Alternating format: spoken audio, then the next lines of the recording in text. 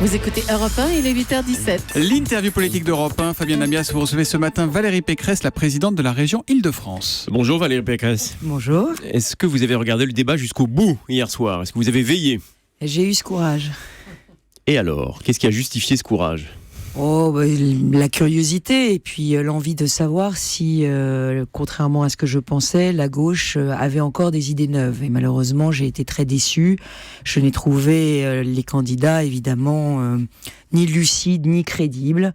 J'ai trouvé qu'ils étaient dans le déni des réalités de la vie quotidienne des Français, déni du problème du chômage, du problème du pouvoir d'achat, du problème de la sécurité, de la montée des communautarismes, enfin bref, une grosse déception. Avec des solutions qui sont les leurs. Ces débats et ces problèmes ont été évoqués.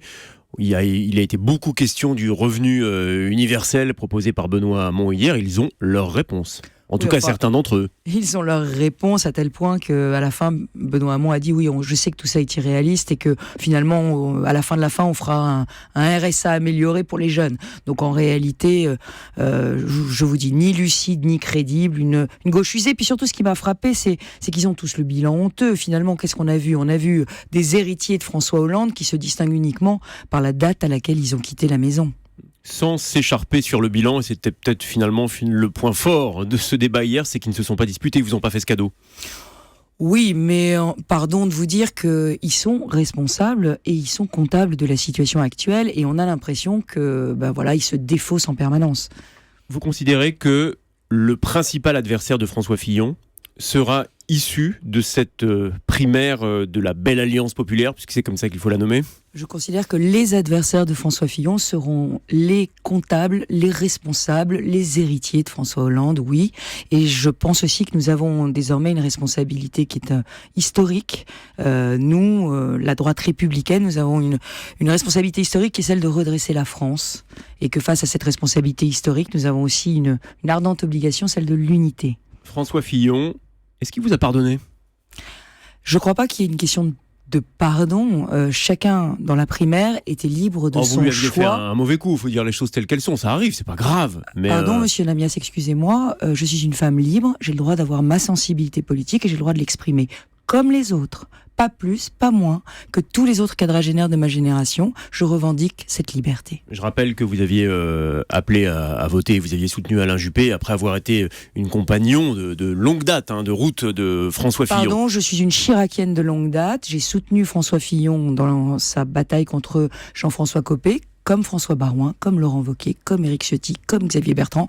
Je ne vous ai pas entendu critiquer leur choix dans la primaire. Donc tout va bien avec François Fillon? François Fillon me connaît mieux que vous et mieux que quiconque et il sait c'est justement peut-être pour ça d'ailleurs qu'il avait été blessé ou échaudé, mais c'est la vie politique. Monsieur Namias, vous ne connaissez pas ma relation avec François Fillon. Je vous rappelle que après la bataille Copé-Fillon, j'étais restée à l'UMP pour justement essayer de faire en sorte que tout se passe bien et que notamment sa sensibilité puisse ne pas être complètement éradiquée du parti.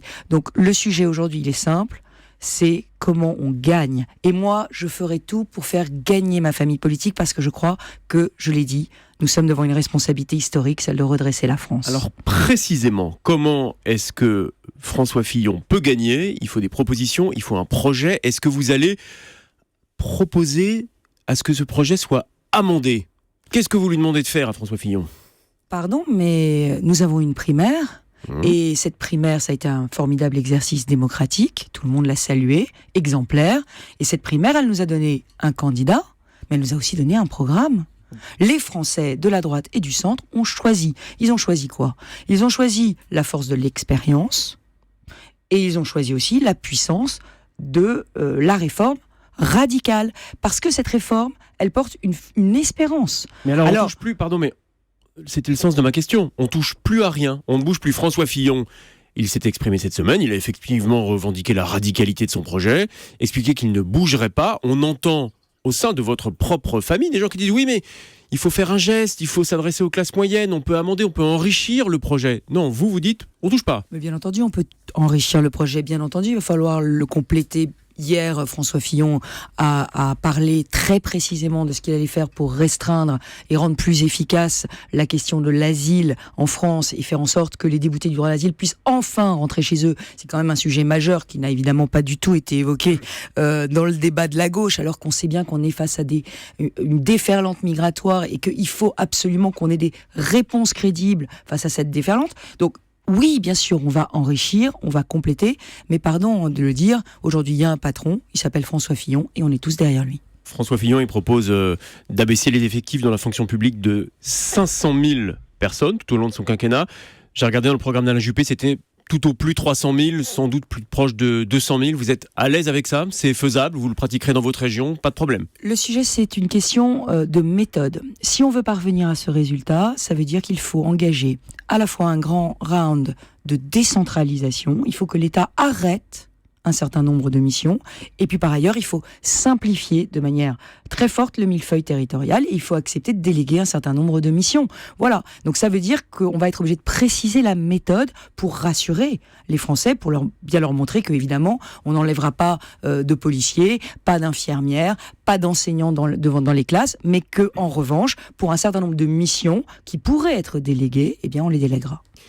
Il y a des commissions. C'est une question de périmètre. En fait, les 300 000 sont crédibles si, à périmètre constant, les 500 000 ne sont faisables que si on change le périmètre des interventions publiques. D'accord, donc la proposition, elle tient, mais encore faut-il voir comment elle sera appliquée. Oui. Simplement, demain, il y a un conseil national des Républicains, Valérie Pécresse, où seront tranchées les investitures.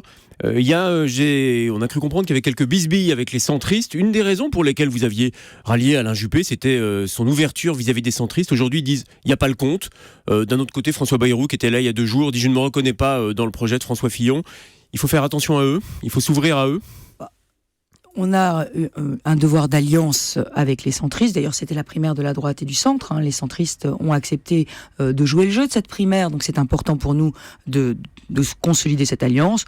Voilà, on est dans un jeu de rôle aujourd'hui, on est dans une négociation qui a lieu à chaque élection. Et ne vous inquiétez pas, vous savez, moi je dirige la région avec dans une unité parfaite avec des centristes et des modems. Ça se passe bien et il faut élargir évidemment, rassembler pour gagner, mais nous allons le faire tranquillement.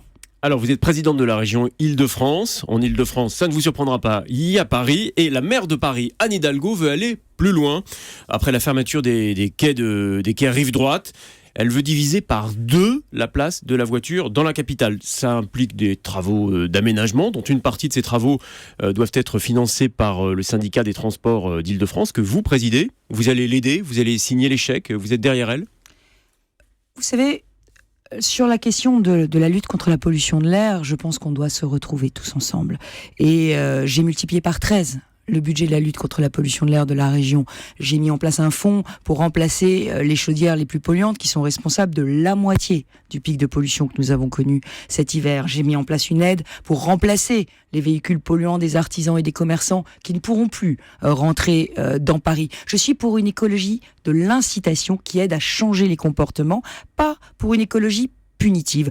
Nous avons un sujet de méthode aujourd'hui avec la mairie de Paris, c'est que moi je crois à la concertation, je crois à la démocratie participative, je suis en charge de la cohésion d'un territoire de 12 millions d'habitants dans lequel il y a 1270 communes. Et donc, mais vous n'avez pas toutes les deux, la patronne de la région Île-de-France et la maire de Paris, évoqué ce sujet? C'est des sujets qui arrivent comme ça, qui sont présentés dans la presse sans qu'il y ait concertation entre vous? Eh bien, je vous le dis, nous découvrons ces projets sans qu'il y ait jamais eu de concertation. D'ailleurs, c'est pour ça que les élus du Val-de-Marne ont attaqué la fermeture du voies sur berge, parce qu'ils ont eu le sentiment qu'il n'y avait pas de mesures compensatoires pour la banlieue. Donc le sujet, il est simple. Aujourd'hui, nous devons placer 2017 sous le signe de la concertation.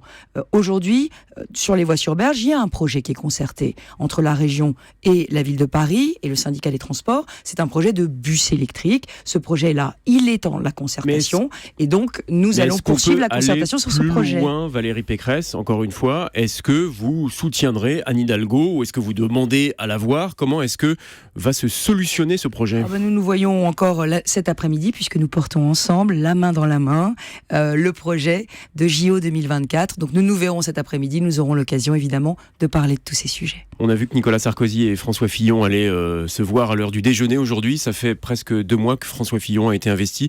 C'est si difficile de s'appeler, de prendre un café en politique. On ne peut pas faire les choses simplement. Pourquoi 2 mois ? Parce que tout simplement, il y a eu les vacances, il y a eu la mise en ordre de toute la campagne.